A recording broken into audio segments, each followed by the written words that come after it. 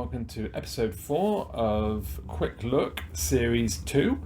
And this one's a little bit different insofar as we're revisiting a machine. Now you might remember this. It's a Sony SL3000, and we've also got the companion TT3000 UB. Bills and I worked on this. This was her betamax basically, and she's used it a fair bit, but the last couple of years really it's not seen barely any use at all. The effort of putting in a cassette and finding a cassette and whatever, it's too much compared to having a smartphone. So that's fine, that's cool. So she is looking to sell this, but I thought it'd actually be quite fun to see how well this machine's done in its sort of 3 years since we did the belts and got it all up and running. And I seem to remember the motor was jammed and all sorts. I'll put a link to the video in the description, and maybe a card up as well for those that can see them. So K connector, let's plug that in the front. There we go, plug it in the right way, and then I believe we've got to plug this in. Let's move the cassette in the side.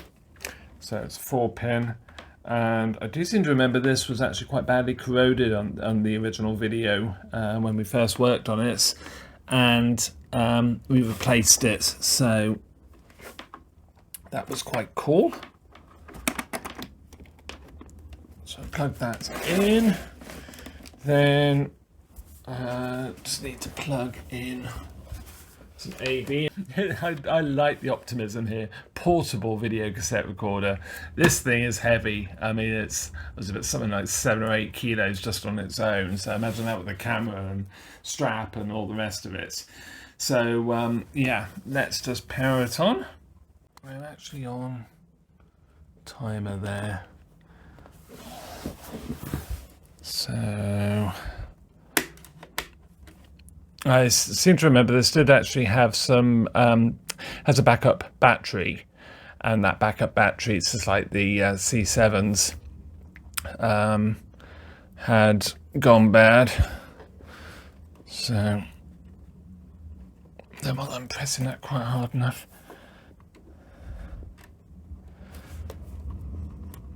does it need to be on?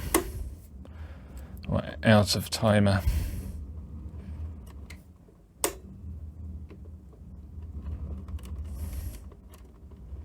Oh, there we go. Of course, I was trying to set the day. I'm going to set the right time. There we go. Gives it away a bit, doesn't it? So that's good. Tuner. Seem to remember it was the tuner section, although I can actually hear it on the TV. But we've got no.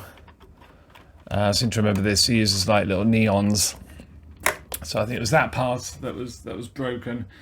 So let's move over to the deck itself, and again you might remember that it did actually have tacky paint. So let's just have a look and see how bad, oh dear, bad that is. So, I mean, it is still a bit gluey, but it doesn't feel sticky at all. So, yeah, but it's just, the paint's awful. It's just gone really bad and tacky. So, let's press eject. I'm just going to put tape in, see what happens. In fact, what I'll do, just so we can see what's going on, let's put that back down. Put this back on, make sure that's open.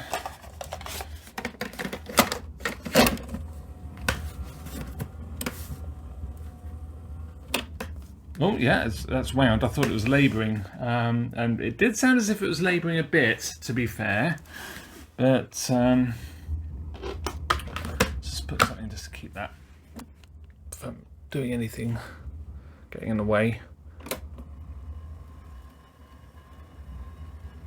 So it's a good start. It's winding.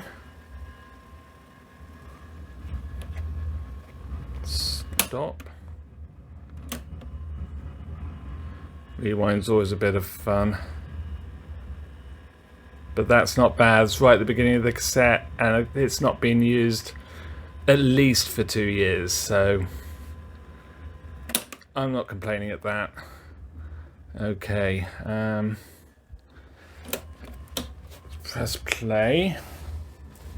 And the custom motor's still good. And that's actually playing really well. What's it sound like?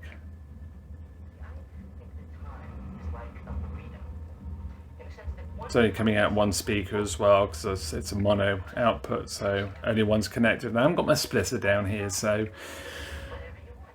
that's actually pretty good. So tracking is on a little pot with a flat head screwdriver slot in it, and it's quite stiff. Furthest right, furthest left, so it just comes in, so that's really, really good. Oh, can't turn it.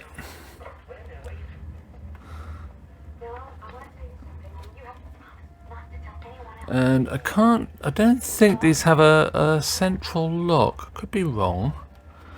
No, they don't seem to.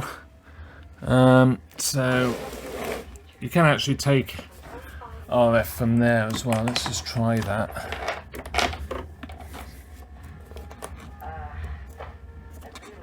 My intention was to possibly actually make this so you didn't need the TT3000, but that never happened. Mainly because Lil's just never used the machine really. So yeah, but it's actually doing really well. So we've got pause, which blanks out the display. I'm sure there's a way to actually make it so you can actually see what it's doing. But yeah, it just mutes the picture, and you get a little pause light. Standby, I believe that's for when you're triggering from the camera. So yeah, I suppose we could try that, because it's an electronic pause, which is sort of how you can pause and resume recording. So rewind is struggling a bit, but I think with a bit of use it'll be absolutely fine. And the other thing as well that I do remember about this is, being what it is, it's actually had very little use. The heads were, well, as you can see, I mean, from the tracking, it gives a good indication of how worn they are. But yeah, really, really very good. Very little use, very little wear, so that's great. But it's quite a beast, isn't it? It's a portable system.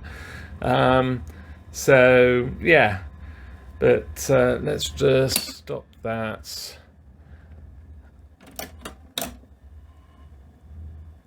So pause. I don't know. I think standby is for the record side of it, when the camera's plugged in, but I could be wrong.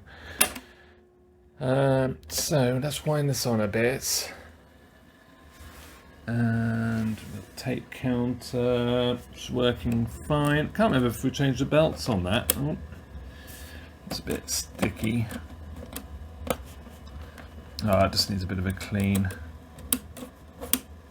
so that's fine. But like I say, she's looking to sell this, and if you're interested in it, because it is clunky, and like I said, it hasn't been used for a while, but there's plenty of life left in the actual heads, so archiving stuff could be quite useful. Picture quality is pretty good from it, so if you are interested, drop me an email and or let me know in the comments, and see what we can do. But yeah, let's just press stop.